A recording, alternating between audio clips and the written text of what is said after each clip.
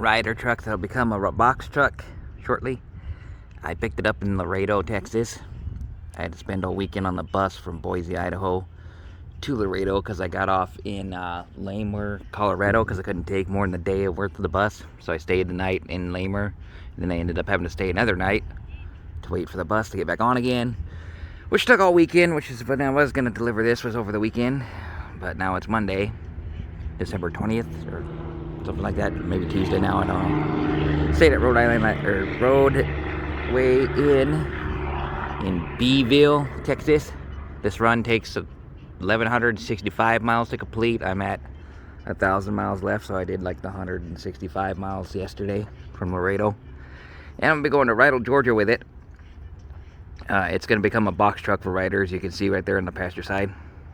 So I already know they're putting a box on it, but usually they could put a high pole basket on the back, or they could put a garbage dump truck on the back of it, or they make them into tow trucks, or most likely they put them into box trucks. And this one in particular is going to be box truck, and I know that from right there.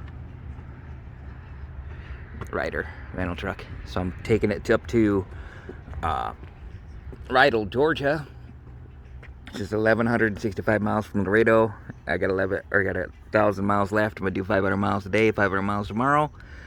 Get it there Thursday morning for delivery. Then they will put the box on it, and some other driver will take it someplace else. But basically, the chassis was made in Mexico, brought over the border to Laredo, and it had about 290 miles on it, so 300 miles worth. It takes it into Mexico to do it.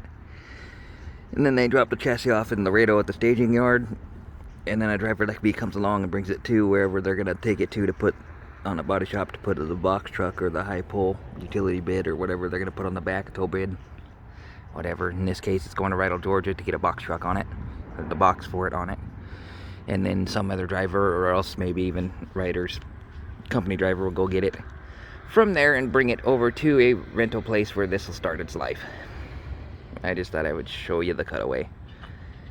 The annoying thing about the cutaway, mainly, is the rocks. They put these basic mud flaps on the back just to make it legal enough to drive it. But it's, you can drive it this way. You're not really, it's not made to spend its life driving this way, but it's obviously legal enough with the cheap-ass mud flaps. With the wood going across there holding them up. But because it's wood, you have to watch in a single lane. A lot of cities have the single lane construction zones where they're fixing the road, and you really have to watch that, because if you hit anything that's just wood, and it'll break right off.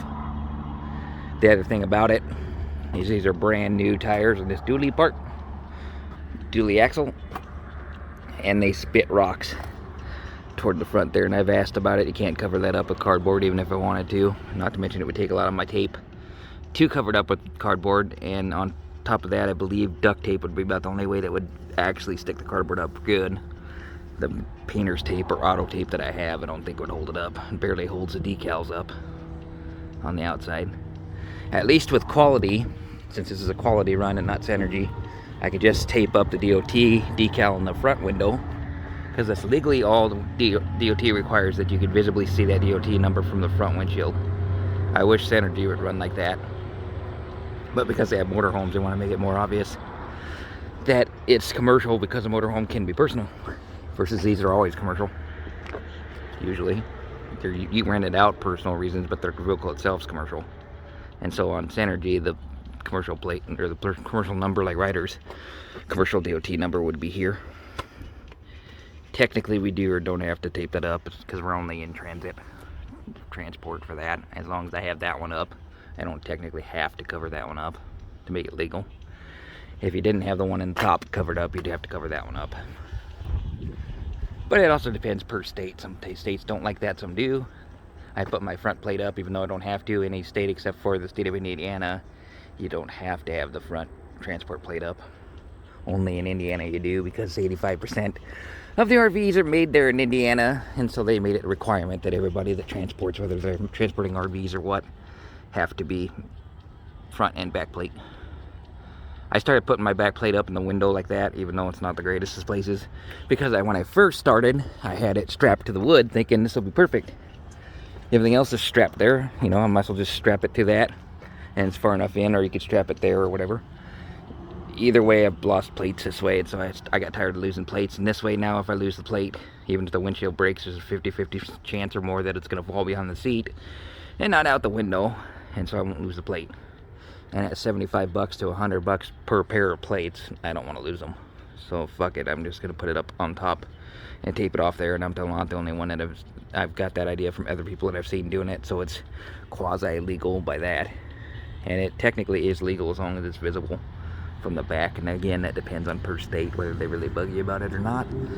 But I haven't had a problem with it yet. Even the cops understand that this whole setup is temporary until they put something permanent on it. Anyway, just thought I'd make a quick video. I don't want to make it much longer than this because it'll be harder to upload if I do. That last video that I did was pretty hard to upload because of the minutes that I had to wait on it. I had to find a specific Wi-Fi that would do it in the amount of time it took to do it, because it was like 8 gigabytes. So I don't want to keep on rambling and have this video be too long to do. So like and subscribe, leave comments, share the video. There's merchandise down below in the description below, and I'll catch you on the flip. Peace.